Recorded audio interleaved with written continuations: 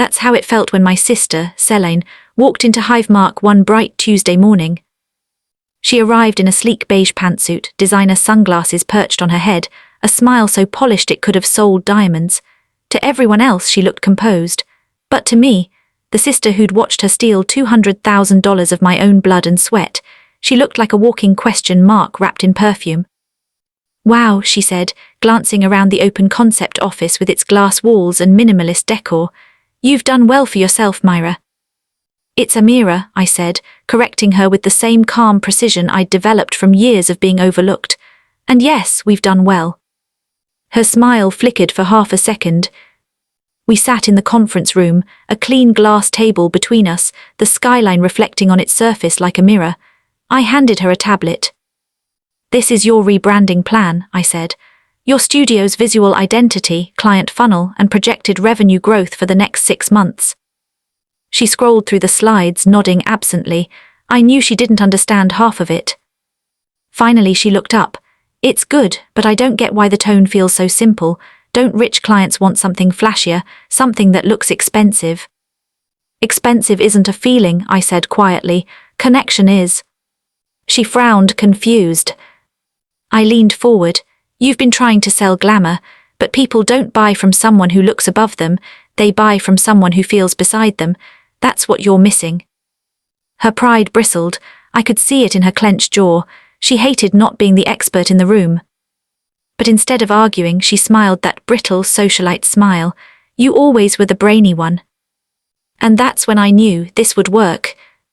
Over the next few weeks, Solen and I met constantly. She called it collaboration. I called it conditioning. Every decision went through me.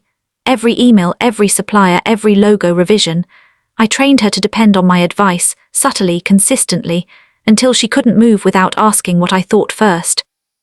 When she made a decision on her own, I'd praise her just enough to make her crave approval again. When she faltered, I'd step in with grace and precision. Dependency doesn't happen overnight. It's built in soft tones and gentle reassurances until the person no longer realizes they've handed you the keys. And Solen handed me everything. My lead designer, Noel, noticed first.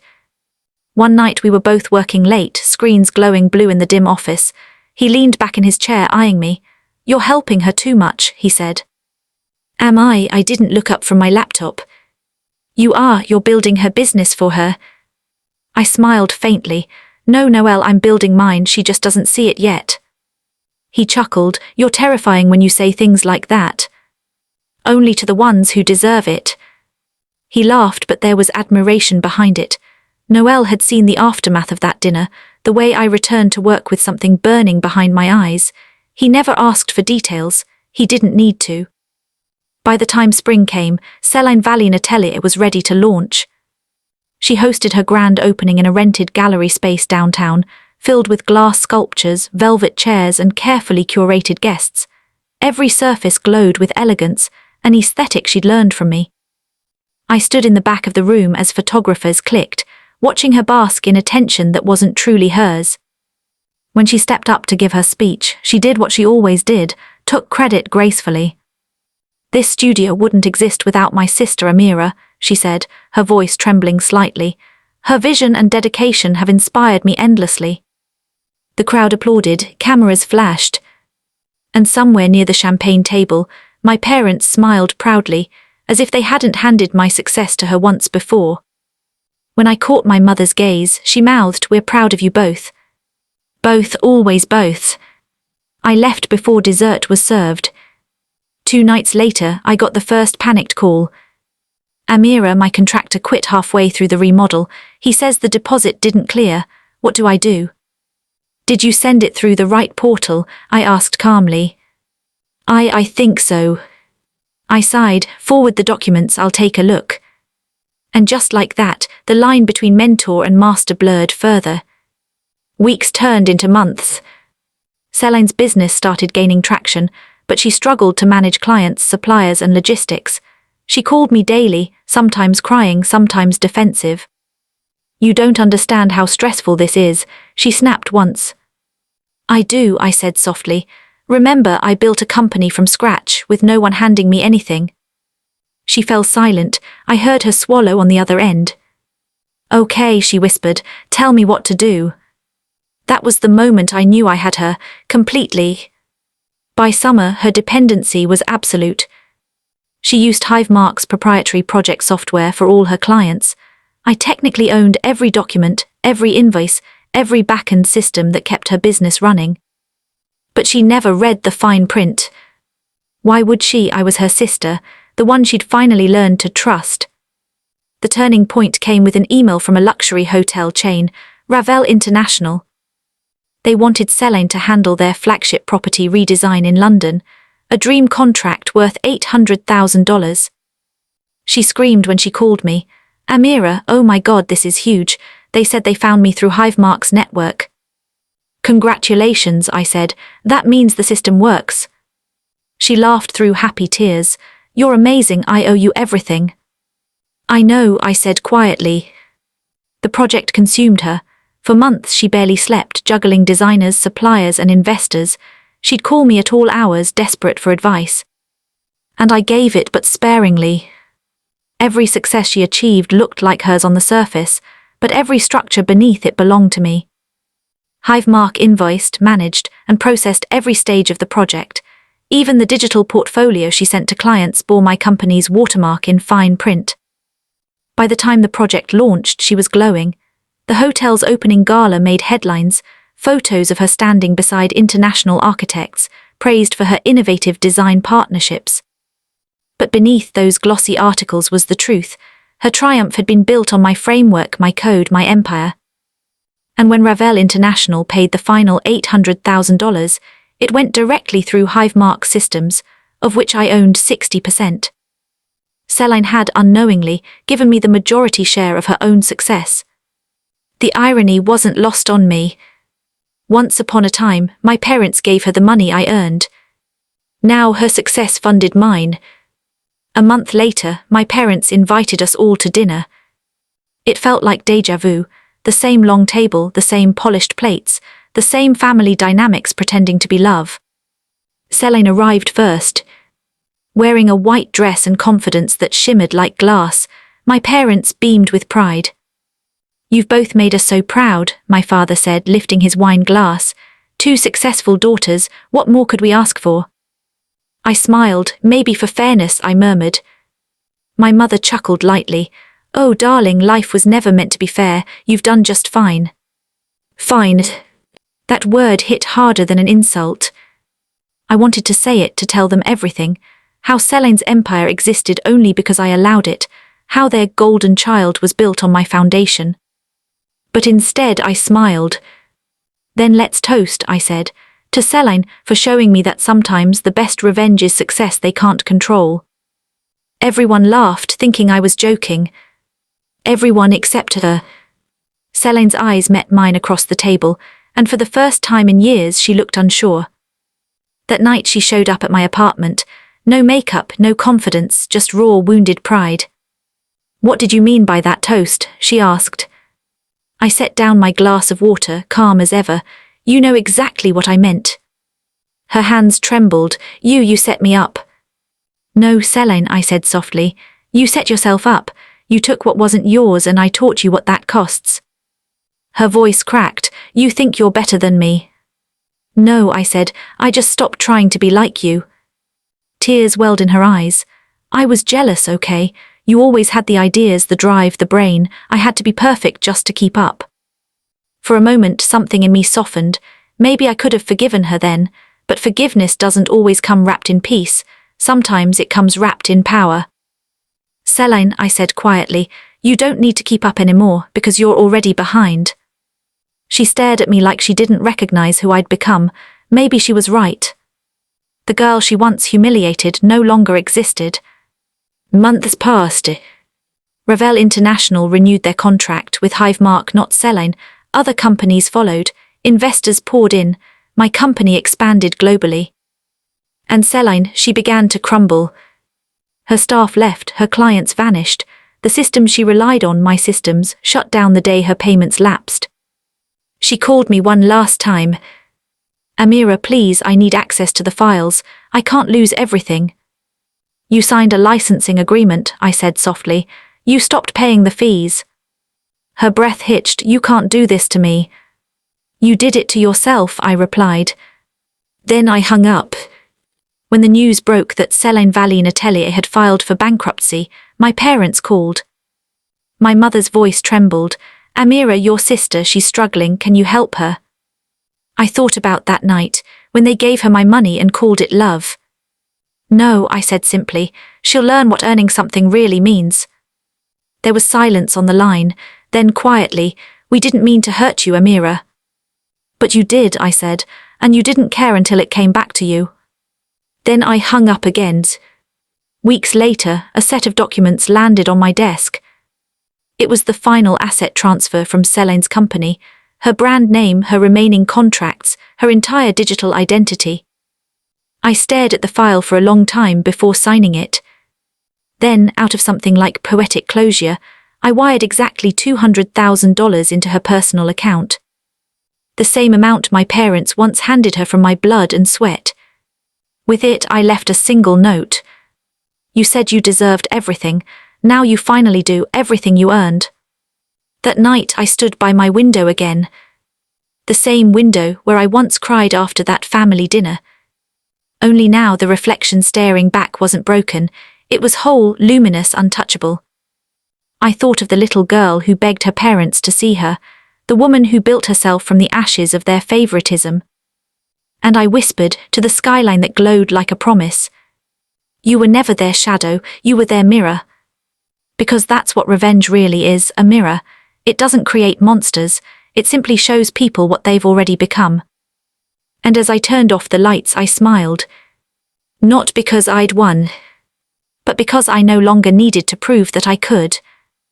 Amira spent the next few months in what felt like two different worlds. By day, she was the quiet girl coding behind a flickering screen, headphones on, her tiny apartment lit by the glow of progress bars and late-night determination. By night, she was haunted by the echo of her parents' words, "Your sister deserves everything." The sentence repeated in her mind like a cruel song she couldn't turn off. But she didn't drown in it this time, she built from it. Every insult, every dismissal, every look of pity became energy she poured into Pulse Frame. She worked relentlessly, sleeping barely 4 hours a night. Her fridge was empty except for coffee and leftover noodles, but her laptop overflowed with lines of code, designs, and plans that would one day make her untouchable. By the end of the second month, she had something functional, an AI-driven productivity suite that analyzed work patterns and helped creators and freelancers organize their time. It wasn't perfect, but it was innovative, intuitive, and different. She launched it quietly under an alias, a veil. She didn't want anyone to connect it to her, not yet. Within weeks, small communities on Reddit and Twitter began sharing it. "Whoever built Pulse Frame understands creatives," one tweet said. Another wrote, "This app feels like it was made by someone who actually gets burnout." Amira smiled for the first time in weeks. She watched the download numbers tick up. Then one morning, she woke up to a feature in a tech newsletter. The mystery developer behind Pulse Frame is revolutionizing freelancer management. Her inbox exploded with partnership offers, requests, and questions. And that was when she met Reyes Donovan. Reyes was a quiet venture capitalist known for spotting underdog startups. He'd built his career backing people everyone else overlooked, a poet turned coder, a single dad who built a health app, a former nurse who started a wearable tech line. He messaged her directly. "I don't know who you are, but your work feels human. Let's talk." Amira almost didn't reply. She had been betrayed by the people closest to her. Why trust anyone else? But something in his message didn't feel opportunistic. It felt curious. They spoke the next day over a video call. Reyes had soft brown eyes, a low, steady voice, and a mind that didn't waste words. When Amira revealed who she was, he didn't flinch. He just said, "You've built something people need. I want to help you make sure they can find it." Within weeks, Pulse Frame became a company. Reyes helped her secure a small but efficient team, developers, a marketing strategist, and a UI designer. The office was a renovated loft with big windows that overlooked the city skyline. Amira finally had something of her own, something no one could take from her. But the ghosts of her family still lingered. One evening, while scrolling through social media, She stumbled on a post her sister Lyra had made. Lyra was standing in front of a luxury apartment, captioned, "When your parents believe in you, anything's possible, family first." Amira's chest tightened. That apartment was the one she had dreamed of, the very one she used to show her parents during dinner conversations. And now, Lyra stood in front of it like it was destiny. Amira almost closed the app, but something in her snapped instead.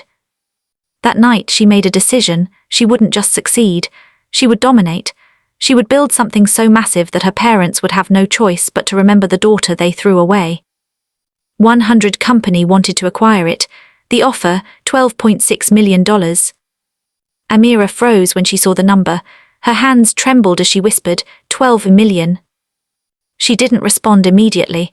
She knew selling now would mean giving up the chance to expand, but it would also mean freedom, complete independence. Ray's ever the calm voice told her, "Whatever you choose, make sure it's something that would make the version of you they doubted proud." Amira stayed up all night thinking. The next morning she declined the offer. Instead, she opened a new branch of the company, PulseFrame Pro, and doubled down. Within months, her user base exploded. Investors lined up. She didn't just own a company anymore, she led a movement. 2 years later, PulseFrame Inc. was valued at over $65 million. Amira had done it. But she hadn't forgotten the dinner. She hadn't forgotten the $200,000 she earned, the one her parents handed to Lyra like a prize for existing. So she decided to make her next move. It started quietly. She bought a home in their neighborhood, a modern architectural masterpiece with glass walls, a rooftop garden, and a grand entryway. From their kitchen window, her parents could see the new mansion being constructed day by day. They gossiped about who the mysterious owner was. Then one evening they saw her, Amira Vale, stepping out of a black sedan in a tailored suit, her hair shining under the streetlights. Her father dropped his newspaper. Her mother's mouth fell open. Lyra whispered, "It can't be her." But it was. Amira didn't say a word that day. She just smiled politely at them before walking through the tall iron gates. 3 weeks later, she sent them an invitation. "Dinner at my place, let's talk." Her mother almost didn't believe it. Her father said it must be a trick, but curiosity and guilt pulled them in. The night of the dinner was cinematic. The dining table stretched under soft gold lights. A private chef served slow-roasted duck and truffle risotto. Amira wore a deep emerald dress that shimmered when she moved. Her parents tried to start small talk, but Amira kept the conversation formal, distant. When dessert arrived, she placed a slim envelope on the table. Her father frowned. "What's this?" Amira said softly, "The money you gave Lyra, the $200,000 I earned." Her mother's face drained of color. Amira continued, her tone calm but sharp. "I multiplied it, 65 million times over." Silence, only the hum of the air conditioner. Her father swallowed. "Amira, we were trying to help your sister." She leaned forward. "You taught me that I was replaceable, that my worth depended on your approval, but I built my own value, and now you live in a house smaller than my guest wing." Lyra, red-faced, muttered, "You don't have to brag." Amira's voice sliced through her words. "This isn't bragging, this is clarity."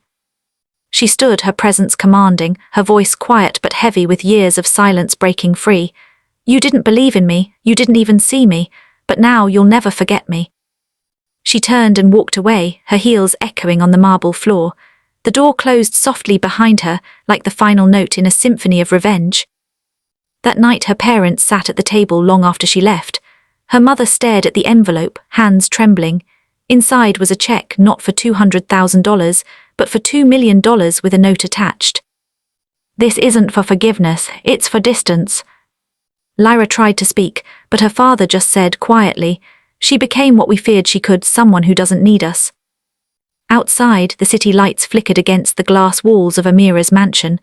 In her office upstairs, she stood by the window, looking at the house she grew up in, now a shadow in the distance. For the first time, she smiled not out of pride but peace. Because revenge, she realized, wasn't about destruction, it was about becoming untouchable. And she had. Amira thought that once she'd said those final words to her parents, the ache in her chest would fade. She expected to feel free, maybe even triumphant. But the nights that followed were strangely quiet, the kind of quiet that makes you realize that even after you've won, the ghosts still whisper. She had her mansion, her company, her peace, but there were moments when she'd sit on her balcony at midnight, looking down at the city lights, and wonder if it had been worth it. Then she'd remember the dinner, her mother's dismissive tone, her father's proud smile at Lyra, the way they had used her achievement to celebrate someone else's worth. Yes, it had been worth it, because no matter how the silence felt, it was hers. For the first time, she owned her story. One evening, as she left the Pulse Frame headquarters, she found Reyes waiting by her car. He leaned against it casually, his sleeves rolled up, the golden light of sunset tracing his sharp features. "You disappeared after the launch party," he said softly. "I needed space," she replied. He nodded, understandable, the past has a loud voice. Amira smiled faintly, "But I've learned to speak louder." Reyes studied her for a moment, then said, "I've watched you build something extraordinary, Amira, but you know what's even rarer than success?" "What? Peace?" She said nothing. He continued, "You've proven your worth to everyone who doubted you. Maybe now it's time to start building something not out of revenge, but out of choice." That night, those words followed her home. She poured herself a glass of wine, stood at her window again, and realized something. Her entire life for the past 3 years had been built in reaction to pain. Every decision, every line of code, every late night, it was all a response to rejection. But what would it look like to build something for joy? 2 weeks later, she made a decision that shocked her entire team. She called a meeting and said, "I'm stepping back as CEO." Gasps filled the room. "I'll stay on the board and as chief architect," she explained, "but I want to create something new, something that helps people like me who grew up believing they weren't enough." Reyes was the only one who didn't look surprised. He simply nodded, like he'd been waiting for her to reach this moment. Amira founded the Veil Foundation, a non-profit dedicated to helping young women in underserved communities learn tech, leadership, and entrepreneurship. Her first program launched quietly in a small town 2 hours away from where she grew up. It was called Project Reclaim. The first batch of girls who joined the program reminded her of herself, timid, hungry for change, and uncertain if they belonged anywhere. She sat with them one evening after class, on mismatched chairs in a borrowed community hall. One of them, a 16-year-old with braids and shy eyes, asked, "Miss Vale, how did you know you were worth more than what people said about you?" Amira took a long breath before answering. "I didn't," she admitted. "I had to build the proof myself."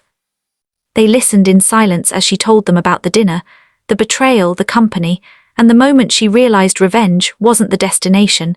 It was just the fire that kept her moving until she found her true purpose. The girl smiled and said quietly, "Then maybe I'll build my own proof too." Amira reached over and squeezed her hand. "Do it, and never let anyone hold the pen that writes your story." Months later, her parents reached out for the first time in years. It started with a letter, her mother's handwriting neat, hesitant. "Amira, we don't expect forgiveness, but we saw the news about your foundation.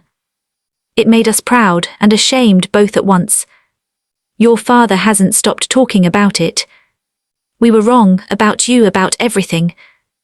We hope one day you'll visit home, not as the daughter we failed, but as the woman you became in spite of us."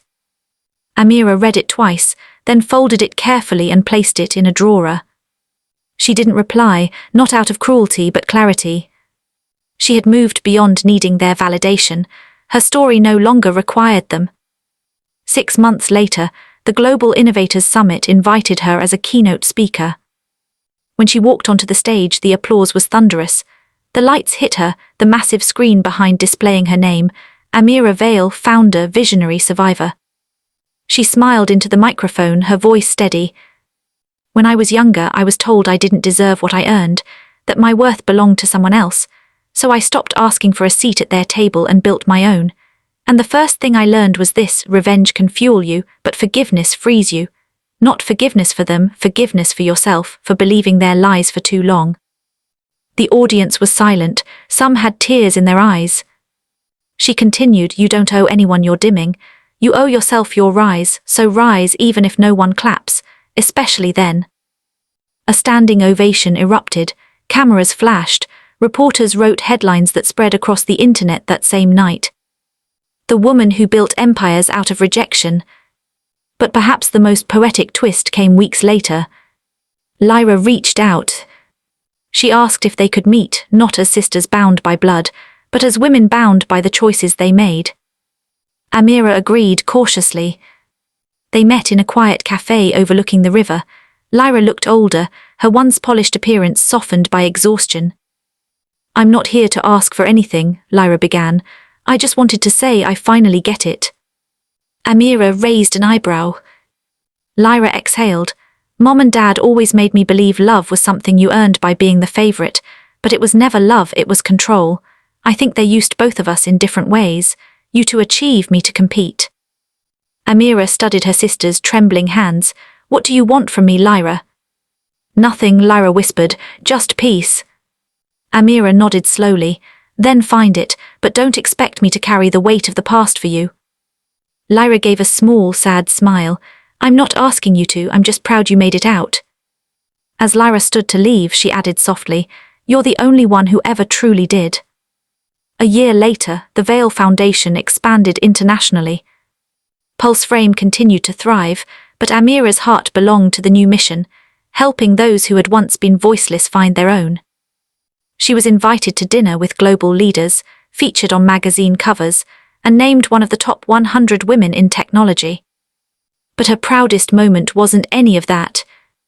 It came one quiet evening, when she returned to her foundation's new headquarters.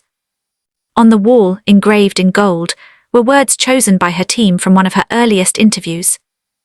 They told me my sister deserved everything, so I became the woman who deserved the world. She stood before those words for a long time, tears welling in her eyes. Because it wasn't about money anymore, or power or revenge. It was about becoming the proof that no amount of betrayal could erase. Months later, on her 30th birthday, she hosted a gala fundraiser. Reyes was there, still her closest confidant, his quiet support steady as ever. As the night ended, he walked her to the balcony overlooking the city. You've built something that will outlive all of us, he said. Amira smiled. It's strange, I thought I wanted revenge to hurt them, but it ended up healing me instead. Reyes tilted his head. That's the best kind, the revenge that turns pain into purpose. She looked out at the skyline, the same city where she'd once walked home with nothing but dreams and disappointment, now glittering like a mirror of everything she'd become. Do you ever regret it? He asked softly. Amira thought for a long moment. No, she finally said, because if they hadn't told me I was worth nothing, I might never have learned how to become everything. As the music faded behind them, she closed her eyes and whispered a silent truth only she needed to hear. They gave her my reward, but I built my own crown. And somewhere deep down, the girl who once sat at that dinner table, silenced, invisible, betrayed, finally smiled back. Because she had written the ending herself. And this time no one could take it away.